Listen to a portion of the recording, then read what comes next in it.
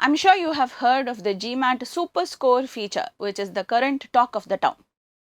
The Super Score is a feature that the GMAT is introducing by mid-August or so. Let's break down and understand what the Super Score is and what it means for your application process. What's the GMAT Super Score?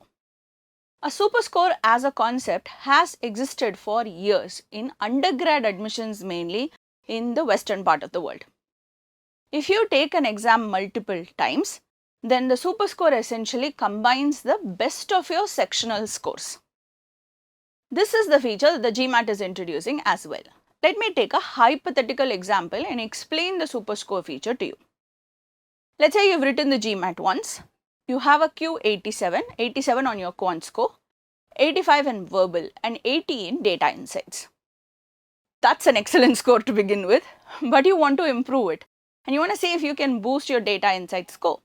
So you prep for data insights, 3 weeks later you write the GMAT again. You do end up boosting your data insights score to an 85. Quant stays at 87, but because you invested so much effort in your data insights preparation, your verbal suffers a little and you end up with a 83.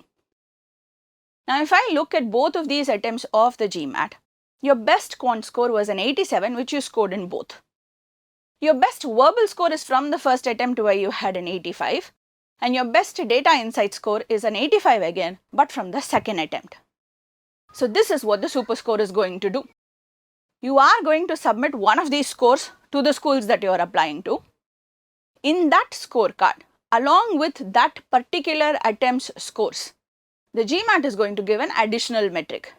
It's going to basically tell the schools, this person took the GMAT more than once, and if I look at all of their attempts, their best possible score will actually be an 87, 85 and an 85. And it's going to give you what that translates to in terms of the total GMAT score. So essentially, the super score is a metric that conveys to the schools that given all of the attempts of the GMAT that you have done, you could have an overall score that is higher than the current score that you have submitted. Will the super score always be higher than the score that you are submitting?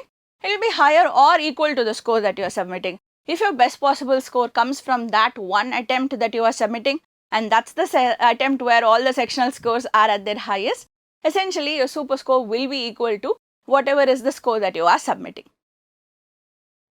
Now, will you always have a super score? Can you opt out of it? The second you write the GMAT for the second time, the GMAT is going to auto-calculate a super score and it's going to add it as part of the scorecard.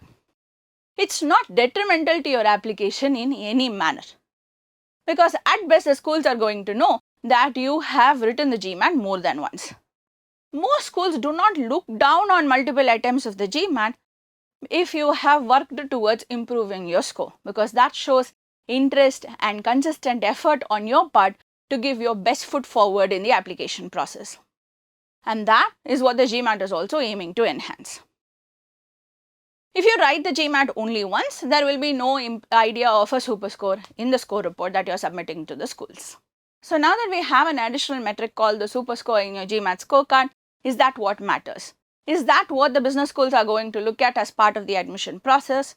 Therefore, should you necessarily write the GMAT twice in order to have this nice sounding super score on your scorecard? First off, we do not know what the business school policies are going to be. Very likely it is going to vary from school to school. In fact, it could vary from program to program as well. If you look at the past years when a super score as a metric did not exist, some schools were already computing the sectional best and using that to evaluate the candidates, while some schools like Darden had explicitly said, hey, if you have multiple score reports, just send us your best one. We're not going to compare your different reports. We're not going to combine your best sectional scores. They have it explicitly on their FAQ page. So the schools already had a policy on whether manually they were going to look at the schools, subsections, the sectional scores or not.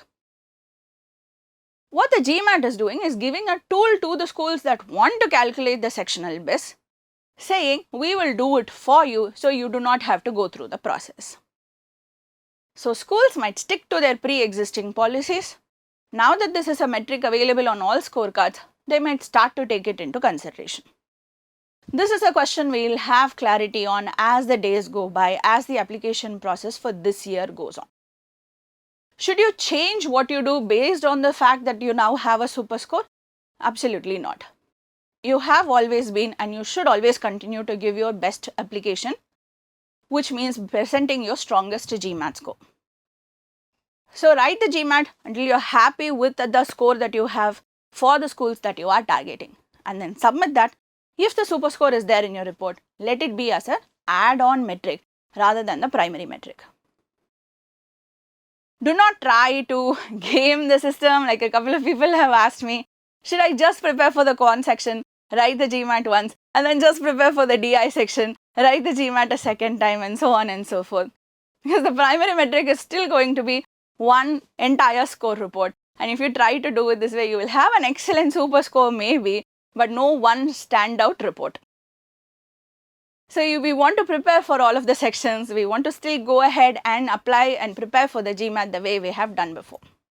A final clarification, is this super score eligible only if I write the GMAT after August? No, it is eligible for any valid score, which today means any valid Focus Edition score. If you have written the GMAT in the old format, that was an entirely different algorithm. You didn't have 3 sections to begin with, so it's not a like-to-like comparison. The GMAT is not going to take a 10th edition score and a Focus Edition score and then give a super score based on that. So if you've been writing the current edition of the GMAT, even if you already have a GMAT score, if you have already written the GMAT a couple of times, you will still get a super score based on that once this feature is introduced by mid-August. There is more information yet to come about the super score.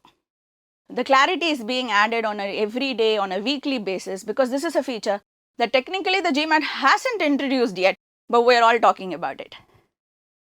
So as the year progresses and we get closer to the application deadlines, we should have more information on which schools are accepting and how the super score works, and we'll keep you updated as we go on this journey together.